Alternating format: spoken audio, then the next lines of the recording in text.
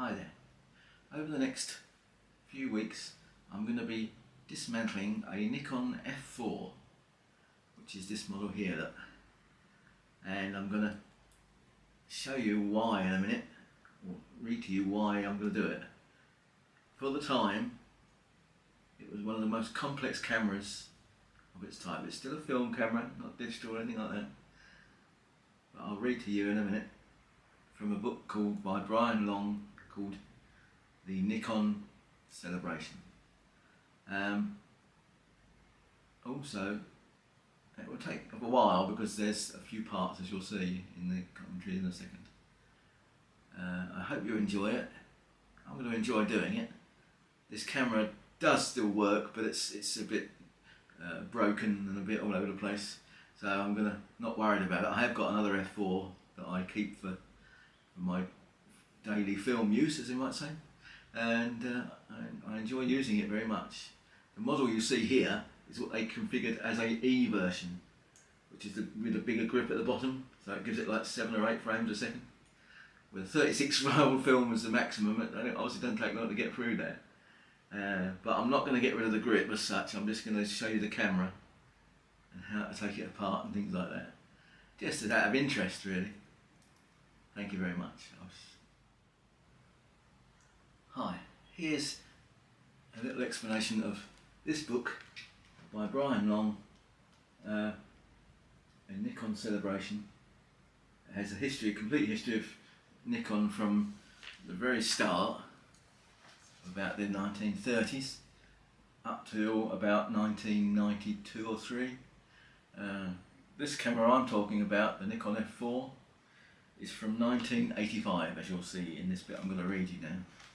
So, just to explain really why I'm doing this, and I think it'll be quite interesting, hopefully. The basic F4 concept was established by Yasuki Nakaru and his team under the watchful gaze of Akihiro Satatu, general manager of the camera design company. In January 1985, it was decided that the new Pro body would be equipped with an advanced autofocus system with manual override, matrix metering, high-speed shutter with reduced noise, high-speed flash synchro, a bright viewfinder screen, built-in motor drive with improved weatherproofing. Remember, this is 1985 and still a film camera. F4, rocket science personified. The Nikon F4 is a masterpiece with no fewer than 1,850 parts, coming together in an aluminium alloy casing to produce one of the most advanced cameras ever built. The Nikon F4 contains 9 IC control modules and 3 microcomputers, with the standard DP head being another marvel of 1980s engineering, giving the user a whole host of information through the viewfinder. So as you can see, this was a marvel of technology of its time. I expect if you looked at more modern digital cameras nowadays, they're much more simplified, and obviously because there's no moving parts.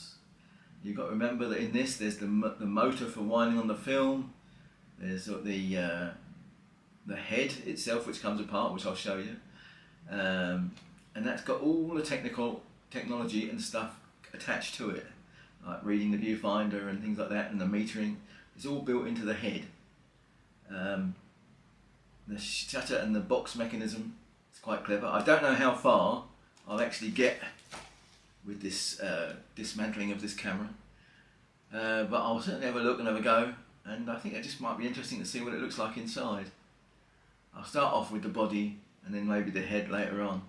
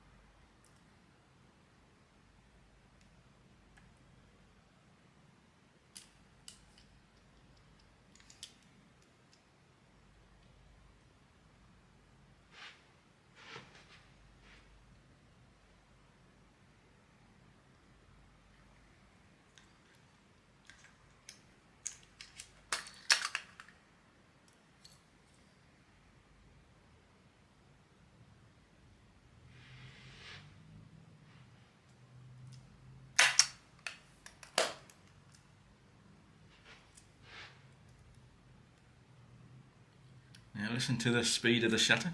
It's quite interesting.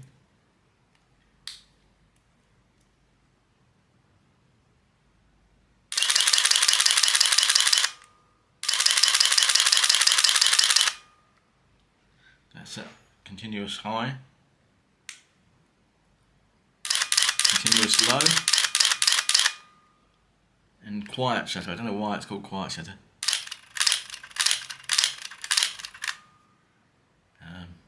And a single shot.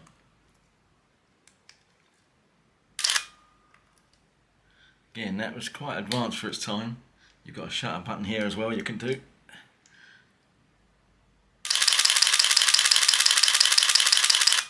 As they say, that was quite fast for its time.